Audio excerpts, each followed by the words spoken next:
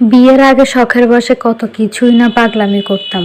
একবার আমি আর আমার ছোট বোন মিলে দুইজনে প্ল্যানিং করলাম যে হ্যান্ড পেইন্টিং শাড়ি যদি আমরা করি হাতে, তাহলে ওগুলো যদি আমরা বিজনেস করি বা সেল দিই, কেমন হয় সেলিং, বা আমরা করতে পারি কি না আদৌ একটু ট্রাই করে দেখা যাক।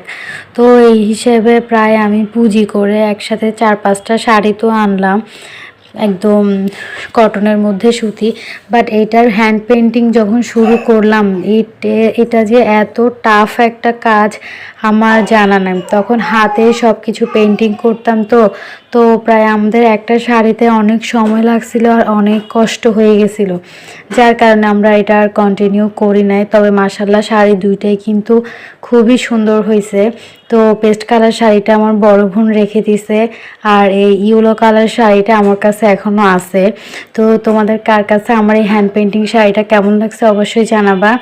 অ্যান্ড আমার আর বিজনেসটা করা হয়নি, যেহেতু এটা করা অনেক টাফ একটা ব্যাপার ছিল। তো থ্যাংকস ফর ওয়াচিং, দেখা হবে নেক্সট কোনো ভিডিওতে ইনশাআল্লাহ।